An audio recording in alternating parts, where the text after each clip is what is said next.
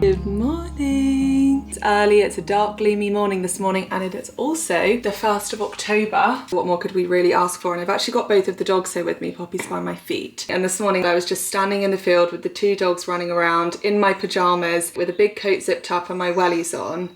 And it's misty and I can hear all the birds and it's first thing in the morning, and I've literally, the dogs don't even go on leads. I just walk out my front door, walk to the end of my drive, and then there's just fields. It's just a really nice moment of just feeling really appreciative and grateful for where I am right now. Sometimes I'm always thinking about, I think it's very human to always be thinking about what's next. I think that's kind of how we, keep the momentum and get out of bed every day. It's really healthy to have something to strive for, but I think sometimes it is really important just to acknowledge where we are now and just be really grateful for what we have now. But anyway, that was a massive tangent. My favourite farm shop's actually just opened their pumpkin patch for the season, and they've got a cafe there. They do pumpkin spice lattes and it's all very, very October Halloweeny. And I want to get some pumpkins to decorate my front door because my friend's coming this weekend, and I just thought it would be quite fun. And then also when it actually is Halloween at the end of the month, there are lots of children and families that live in my village, so I just thought it's quite fun for all of that. So we're gonna go there, get loads of pumpkins, and then we'll do a little mini sort of decorate my porch for October type thing a bit later today as well. Gonna do some baking, gonna do some cooking, all pumpkin related. I just thought, you know what? If there's ever a time to really embrace all things like pumpkin and all of that sort of thing, the 1st of October is the day. We'll do the farm shop, we'll do the pumpkin patch, we'll do the decorating, baking, cooking, we'll take the dogs out at some point, and then I've just got a few bits around the house that I want to show you as well. You're just spending my day off with me, so I hope you don't mind. It's just going to be a very normal, chilled day at home today. I think nothing quite says I'm having a cozy day at home like baking first thing in the morning. Pyjamas still on. These pyjamas will be staying on for as long as I can possibly justify today. They're such gorgeous pyjamas actually. I'm really hesitant to walk backwards because I've got the biggest, really the biggest pants you've ever seen. So I'm slightly embarrassed and slightly concerned you might see them. We're all friends here, so I will show you very quickly. These are the pyjamas. They're so gorgeous. They are the most gorgeous pyjamas. Look how beautiful the print is, and the detail around the cuff, they're just absolutely beautiful and so stretchy and so comfortable and just the best. Let me tell you, the box arrived to my front door. I opened it, took the pyjamas out, put them on, and they've not been off my body since. They are the comfiest things. But my point was, there is nothing quite says cozy like baking when you're still in your pajamas. You've got your morning coffee, you're baking something yummy, the whole house smells like baking. That is my idea of a good way to start the day. And I'm actually going to attempt to make pumpkin, a pumpkin loaf. Pumpkin bread, is that what you call it? Banana bread, but pumpkin bread, which I don't think I've ever made before. I don't even know if I've ever tried pumpkin loaf, so I'm very intrigued to see what it's like. So that's what we're going to make this morning. Let me show you what goes into it. So this is what we need. As always, I'm sort of loosely following a recipe, but also just changing things in terms of what I've got and what I think will be nice. We've got plain flour, we've got walnuts, I just thought they might be a nice addition. Raisins, again, optional, but I think they'll be really good in it. Coconut sugar, this is what the recipe said, but I've actually only got a tiny bit left. So I'm going to supplement that with, supplement that with some maple syrup just to sweeten it. Olive oil, probably melted coconut oil would be better, but I just feel lazy and I don't want to do the melting bit. Bicarb of soda, is that the bicarb? Yeah, bicarb of soda, baking powder, nutmeg, cinnamon, almond milk, and then I'm going to make a bit of a, an icing sort of thing out of coconut yogurt and maple syrup whipped together, and that's everything that I think we need. Big mixing bowl. Oh, and also I found these in the cupboard, so we might decorate it. We'll see how we go.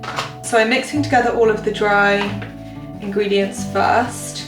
So 250 grams of plain flour. This should be 200 grams of coconut sugar, but I have got 25 grams. So I'm gonna need a lot of maple syrup, 1 teaspoon of baking powder, 1 teaspoon of bicarb, about half a teaspoon of nutmeg, a teaspoon of cinnamon, or maybe a tiny bit more because I love cinnamon.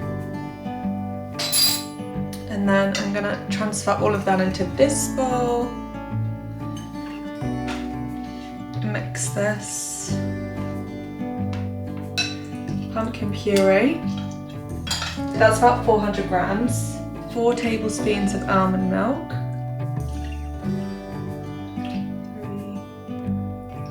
4. 3 tablespoons of olive oil or coconut oil. I'm gonna do a tiny bit less just because I have to put maple syrup in and I don't want it to end up being too wet.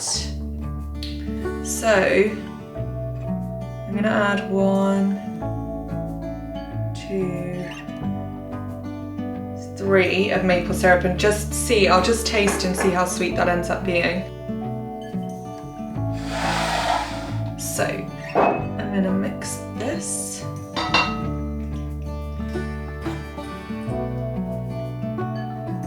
And now I'm gonna add this into here.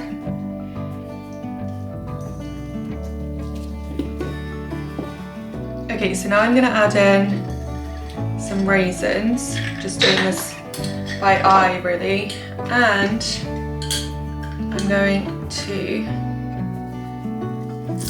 crunch up some walnut pieces.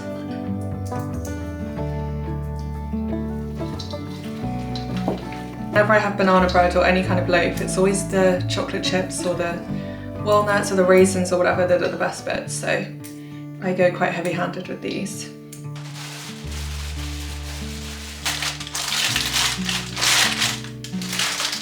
Oh, I need to preheat the oven. Okay.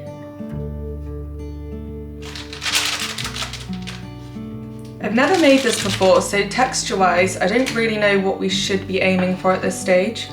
So we're just gonna go with it and hopefully it turns out good. But it's a bit of an experiment. When is it not a bit of an experiment in my kitchen, honestly? It feels like there's a lot of mix here.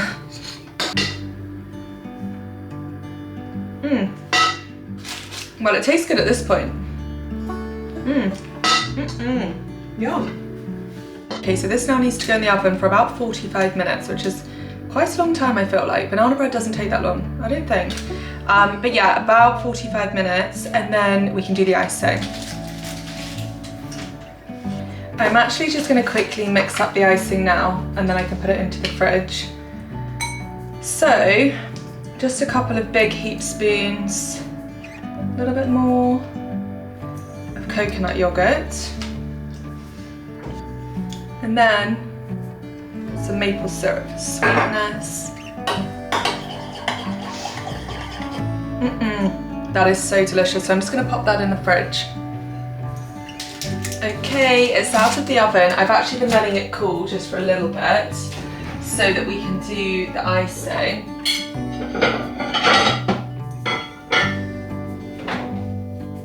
So I'm going to pop it onto a plate. Okay, so I might need to make more of this. Let's put a little bit of, I mean, it's not icing at all, is it? But it gives the same effect.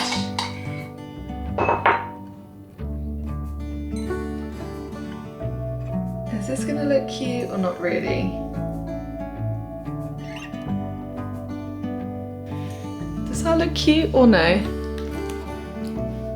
Kinda, in a rustic homemade way.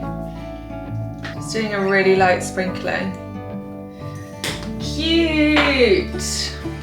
Okay, here she is. Looks okay, you know, looks quite good. It smells very like Christmassy.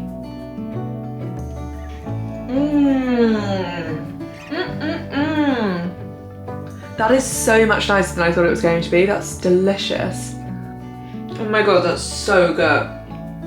Definitely do the icing too.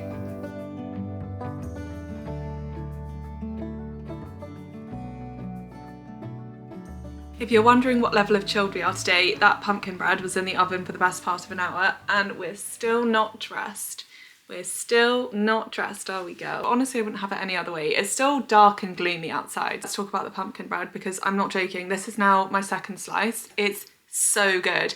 I don't know why, but I was kind of skeptical of how good a pumpkin loaf could be, but I was wrong. This is so good and now will become like a regular thing. I'm definitely making this multiple times throughout October. It kind of feels wrong to eat it in any other, maybe September, October, but imagine eating a pumpkin loaf in like March. That just doesn't sit well with me. But I'm quite confident about this recipe, so I will actually put the recipe and the measurements in my description, because I think we've kind of nailed it this time. But I would definitely say do the raisins if you like raisins, they're so good. Do the walnuts and do the icing, because that really makes it. I'm just gonna have one more quick bite. It's so good. I also really need to stop drinking that coffee because it's my second one of the day and I'm starting to feel a bit, you know, and you can tell you've had a little bit too much coffee. Anyway, I'm gonna sit and read. Hope I don't have raisins in my teeth, but I'm gonna sit and read for a bit. And I just thought, while it's still gloomy outside, because the forecast is still saying the sun's coming out, so we're holding out for that, and basically just to prolong how long I can stay in my pajamas, I thought we would do our autumn book of the week now this morning, because like I said, I'm going to sit and read for a bit anyway. I'm still on The Secret History, still absolutely loving this book. I mean, it took a bit of a different path to the one that I was expecting, but the writing is just so good. I really couldn't recommend this book more. And what I will say is, from talking about this book last week, is that when we talked about this book?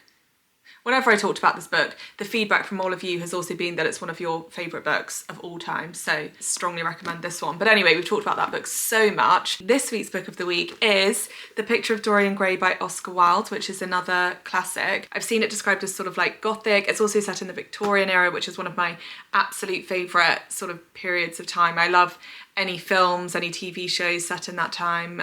It was always at school whenever we would do, that was my absolute favourite point in history to study when I was at school. And okay, so the back of the book says, Oscar Wilde's alluring novel of decadence and sin. It follows Dorian Gray, who, enthralled by his own exquisite portrait, exchanges his soul for eternal youth and beauty. Influenced by his friend Lord Henry Wotton, he's drawn into a corrupt double life, indulging his desires in secret while remaining a gentleman in the eyes of polite society. Only his portrait bears the traces of his depravity. The thing is, you just always know when it's a classic that it's so well loved and so well known and so well reviewed that you know it's going to be a good read. So I feel like it's always a pretty safe bet. So that's my autumn book of the week this week. I feel like it's a good October read as well. So as always, if you've read it, then let me know. But I'm going to sit here, I'm going to read my book. I'm probably going to eat about 4 more slices of pumpkin bread. And then when the sun finally comes out, we will head over to the pumpkin patch.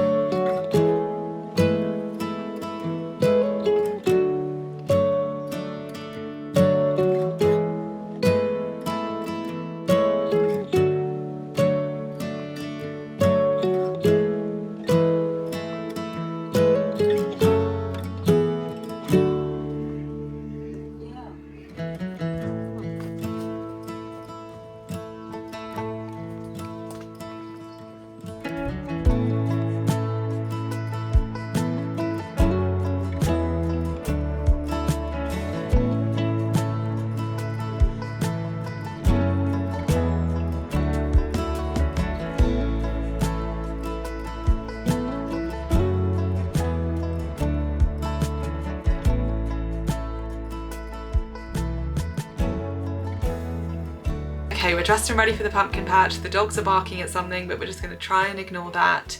Mum's going to come over actually, because obviously I've got Poppy, so she's going to get Poppy back. And then when would Mum ever say no to a trip to the farm shop and like a coffee and a cake? I just thought we could have a quick chat about jewellery, because I feel like a lot of my jewellery I wear every day is kind of like vintage or has been handed down. One of the rings I've got, for example, is my mum's original wedding band. When I say original, it's still with my dad. Like, my mum and dad have only ever, do you know they've only ever really been with each other? My parents have been together since they were 18, which is so special, isn't it? I realise how lucky I am to have grown up in a family with that much love. But my point is, my mum wears a different wedding band now, so I wear my mum's old wedding band, and then some of my jewellery is vintage, some of it was handmade just for me. So a lot of the time I feel like I just can't be that helpful when it comes to jewellery. But I've got a few new pieces that I want to show you, including possibly the most me necklace I've ever seen, which is this fish necklace, which is actually from this gorgeous luxury jewellery brand called Hefang, who I'm actually working with on this part of the video. So Hefang was founded in 2012 by the designer Sun Hefang,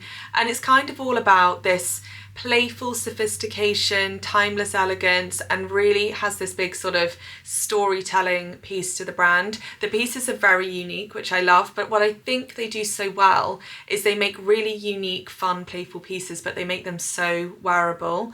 They're the sort of pieces that will really elevate an outfit, but if you look closely at them, they also have this fun, playful element, which I think is just so fun. So I thought I'd show you a few of my favourite pieces, starting, of course, with this gorgeous fish necklace. So I've just zoomed you in really close so that you can see the detail. It's these two little fish swimming. I love that it's gold but also has this sparkle element to it. You see what I mean about from a distance it just looks like a really beautiful piece of jewellery, but then up close you can see that it's fish, which I just think is very, very me. And there are also these really fun matching fish studs. I'm also wearing the gorgeous gleam ring today. You've probably seen this because I've been wearing this a lot. I love that it's almost giving a two-tone effect with the sparkles and the gold, and I love wearing gold and silver together. Another collection that I love is this anchor collection. I think these two necklaces look so beautiful layered together. So I'm wearing the mini anchor, which is in gold, with this little sparkle detail. Is that not just the most dainty little necklace? It's so sweet. And then this one is called the sparkle anchor, and it's in this kind of almost pearl effect, which I think is really beautiful and ties in quite well with my t-shirt today. And I also have on the matching bracelet, which is just like the mini anchor, so it's this really beautiful, dainty little bracelet. I feel like if you like to be a little bit playful with your jewellery but also want it to have this timeless, really wearable feel to it, then I think you'll really like the brand Hefang. So what I'll do is I will put links in my description of all of the pieces that I've just shown you, but I'll also just pop a link to the overall website so that you can have a good browse through the different collections. And I also do have a little bit of a discount code for you, which I will pop in the description box. So hopefully Mum's nearly here and we can head out to the pumpkin patch.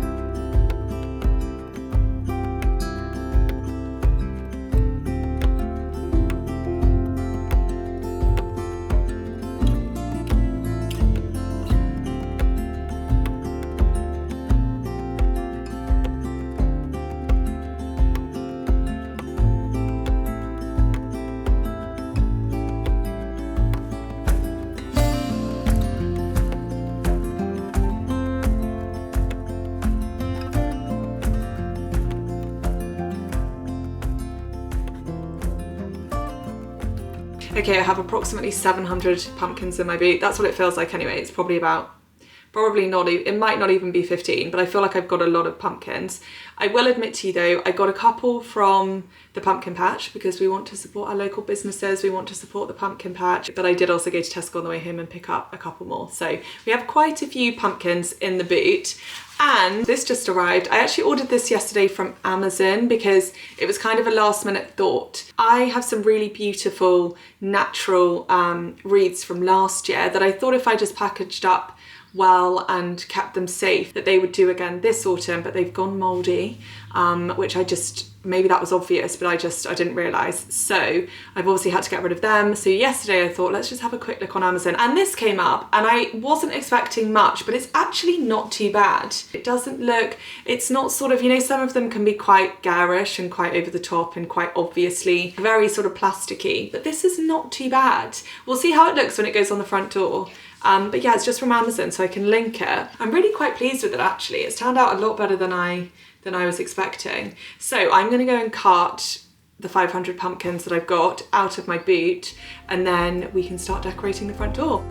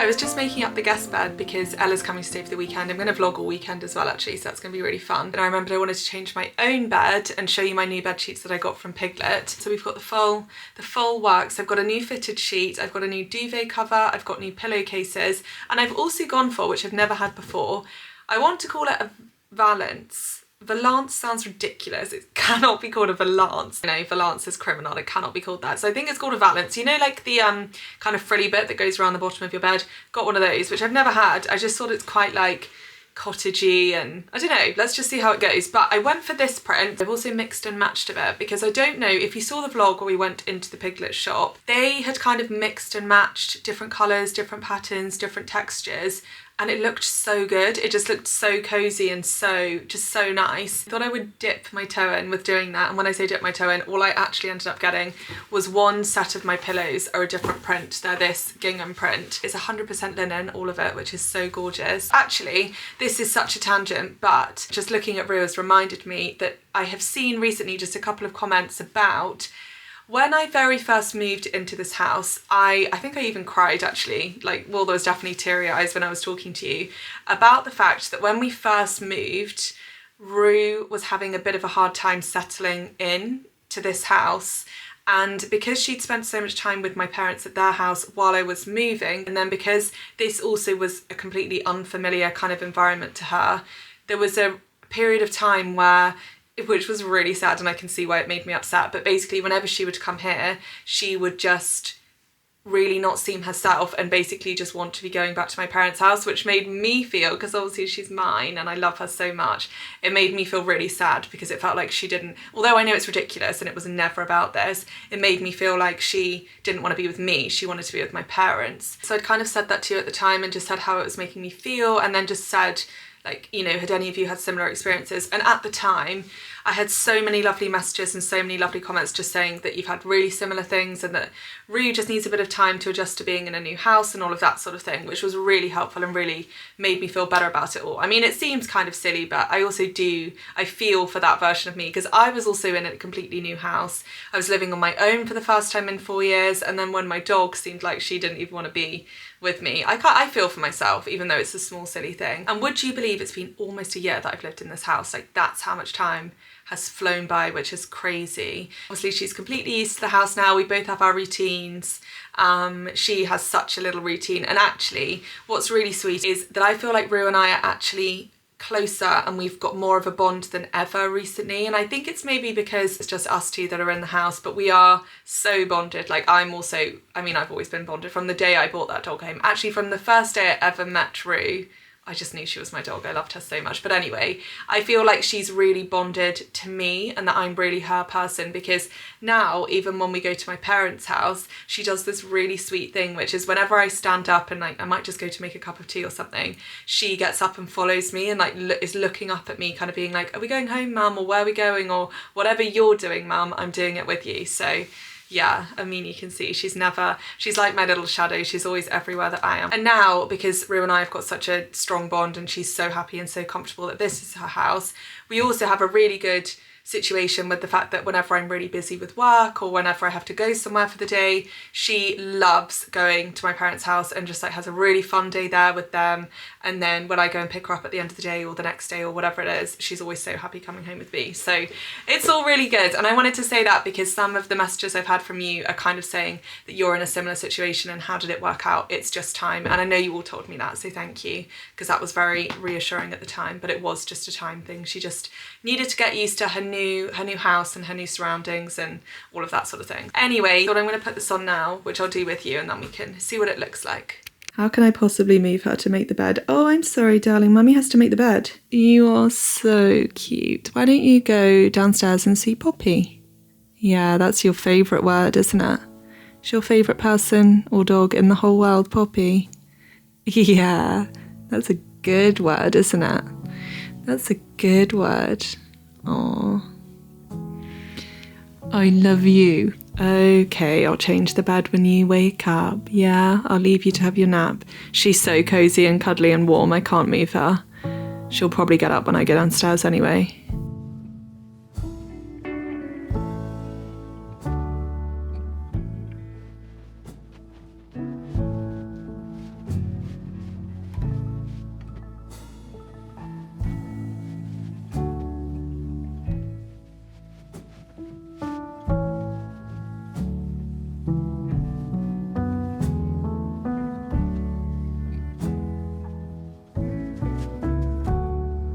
This is the most helpful thing I've ever seen.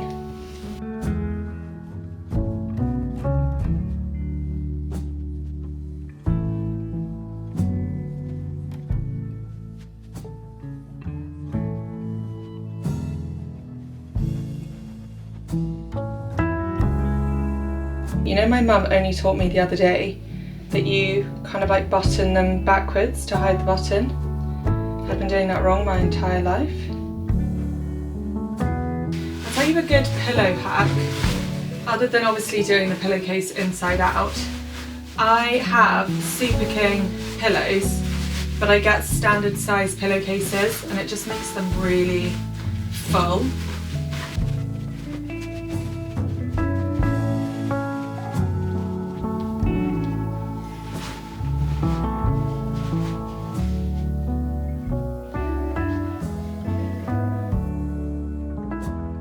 So cozy. I've honestly spent more time in my pyjamas than out of them today, and I'm not sorry about it because that is a sign you've really truly embraced a day at home. I've needed a day just, yeah, chilled, not too much going on, not too much driving. One thing I will say about living in the countryside is that I had forgotten just how much driving is involved, because obviously here you can't really walk anywhere. There's no public transport, like that's just not a thing. So it's a lot of driving. So it's quite nice just to have nowhere to be sometimes and to just not feel guilty for being in my pajamas, for watching TV in the day, reading in the day, for like having all my candles lit, baking, cooking, just really truly like allowing myself to just do nothing and not feel guilty about it. Because you know what I am? I always say this to my mum. I probably actually said this to you before, but I am like the queen of stressful resting. Like there's a lot of time in the week where I appear to be resting, like I'll be watching TV or I'll be, I don't know, just doing what looks like not much, but in my head I'm actually just going over all the things that I should be doing and yeah, just basically giving myself a bit of a hard time. So that's probably something I really need to work on, because I always like whenever I take a day off I don't necessarily end up feeling that well rested, and I think it's a result of, I don't know, spending the whole day appearing to be resting but basically saying to myself,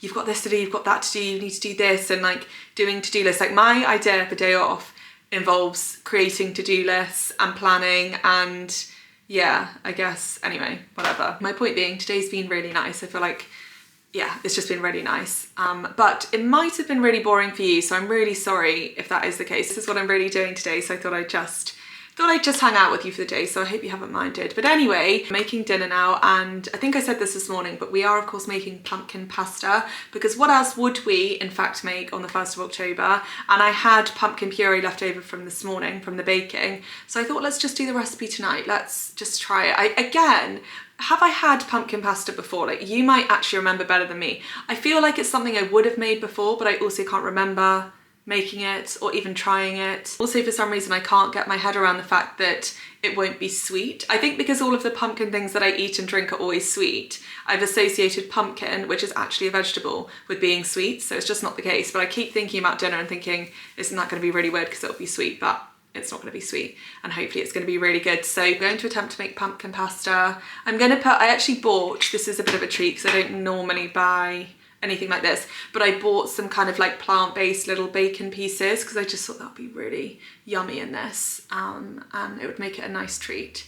So let me show you everything that's going to go into it. Okay, so pasta, and then obviously we need our pumpkin puree. Turns out this is pretty impossible to find in a can in the UK. Some places do sell it, Waitrose sells it actually in some of their stores, but you can obviously also make your own. You can just roast a pumpkin, scoop out the inside, put it through a blender or whatever, and then you'll have your own pumpkin puree. So if you can't find it, you could also do that. Then I've got some spinach I'm going to put in, some broccoli to put on the side, onion, garlic. This I thought we would just try. It's little plant-based bacon pieces. And I've got tomato puree, I've got some plant-based parmesan, I've got some soy milk, and then just a little bit of stock. I don't know if I need more or less than this, but I had this in the fridge, so I'll either make more or this might be enough. But oh yeah, sorry, on the pumpkin puree, this is way more than we need. We probably need a quarter, maybe a third of that, but it's just what I had. So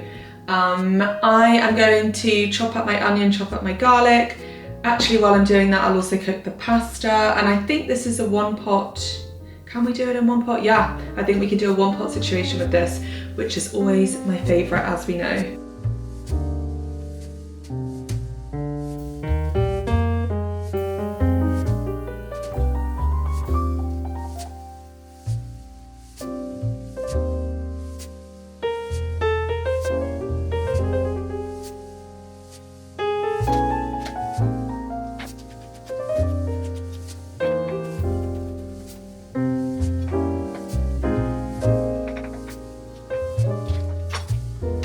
Okay, pasta in.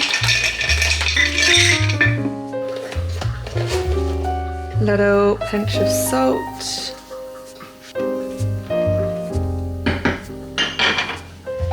Just to make life easy, I'm just throwing this in at the end. The pasta's nearly cooked, and I'm just going to quickly wilt it down in here, and then I can just strain it all together. It literally just needs to dip in and out of the water. But I am also just quickly frying the bacon in a separate pan. Okay, a little bit of olive oil, onion and garlic. I'm now going to add in a couple of spoons. This is not very precise because I'm kind of guessing that much pumpkin puree. And then maybe like a tablespoon roughly of tomato paste. And then I'm going to add in my stock, a little bit of soy milk, a little bit of nutmeg, black pepper, salt, but not too much because the bacon pieces are quite salty. Okay, the pasta's going back in.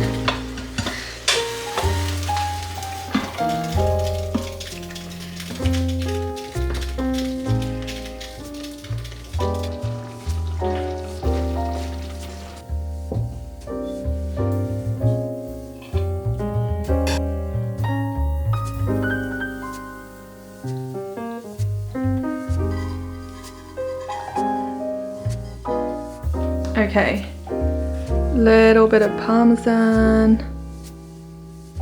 This looks so good. Okay, I'm trying it from the sharing pan. That's so good. It tastes completely different to how I thought it would. I think for some reason I thought it would be sweet, but it's not at all. It kind of tastes like, I don't know, tomato veggie pasta. It's really good. Let's go and eat. Hello, good morning. As you probably guessed, it's the next day, and I've actually just pulled up at Soho Farmhouse because I am meeting my friend Ella here, and then she's coming to stay for the whole weekend, which I'm going to vlog all of that, but I'm going to start a new vlog. So I'm actually just about to sit here and start the new vlog, and then I remembered that I didn't finish last night's, this week's. You know what I'm trying to say. I didn't say goodnight last night, basically, and I didn't close the vlog because, as I do every time, I took my dinner upstairs and was so busy eating my dinner and watching, what did I watch last night? Oh, Twilight, still watching Twilight. So that's what I did last night. But dinner, oh my goodness, did I say this yesterday? Dinner last night, oh my goodness, I don't think I said anything to you. Did I try it with you? I really can't remember. It was delicious. It was so good. I'm making everything with pumpkin in October. Pumpkin puree is my new thing. The cake was so good, or the pumpkin loaf was so good, and then dinner was so good and obviously not sweet. So I managed to prove that to myself last night, and it was so delicious. But anyway, I'm not going to sit here and talk for ages because I'm excited to start the next vlog. It's going to be a really fun weekend, but I hope that you enjoyed this week's vlog. I know it was a very, very, very chilled sort of day. I had a lovely time, but I'm really sorry if it wasn't that fun for you. But hopefully you didn't mind too much. So I hope you have the best week ever, and I cannot wait to catch up with you next weekend. Bye guys.